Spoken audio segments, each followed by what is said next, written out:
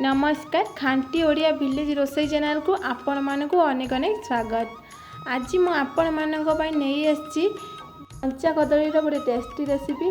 तो एमती नुआ नुआ रेसिपी देखापी आपण मैंने मो चैनल को सब्सक्राइब करनी पाखरे थी बेल आइकन टी प्रेस करनी जहाँद्वारा कि आगू आसा वीडियो नोटिफिकेशन आपण मैंने पाइपर। तो आम चलतु बनइबा। तो कदली माछ रेसिपी बनवाई मुझे दुईटा बड़ साइजर कदली को भल भाव धोई लंबा लंबा सेप कर काटी नहीं से 1.5 चामच बेसन दे से हल्दी गुंड पियाज डालचीनी जीरार पेस्ट पकई भल भाव गोल नौची।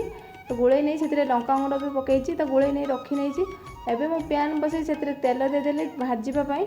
एवं कदली को भाजवा तेल गरम हो सारापर एवं मु सब कदली को भाजी नौची। भाजिकी गोटे प्लेट को काढ़ी नेली। तो मैं कड़े बसी से तेल देदेली। तेल गरम हो सारे गोटे डालचीनी 2टा गुजराती 2टा कंचा लंका काटी रखी फ्लेवर देदेली। से गोटे कटा पियाज को दे भाजी नेली टिके। तापर 2टा टमाटो काटिक रखी दे भल भाव में कषि नौची। टमाटो टिके सफ्ट हवा जाए कषि नेली। तापर आम आगर पियाज अदा डालचीनी जीरार गोटे पेस्ट बनई रखी से पेस्ट को एबे देदेबा। तो पेस्ट को मुझे सारी भल भाव में कषि नौची। भल भाव में कषि सारे गुंड मसला सब दूसरी। गुंड मसलार 1 चामच लंका गुंड 1 चामच हल्दी गुंड 1 चामच जीरा गुंड 1 चामच धनिया गुंड दे से मसला पानी टिके दे भल भाव में कषि नौची। मसला ये भल भाव में कषि होती।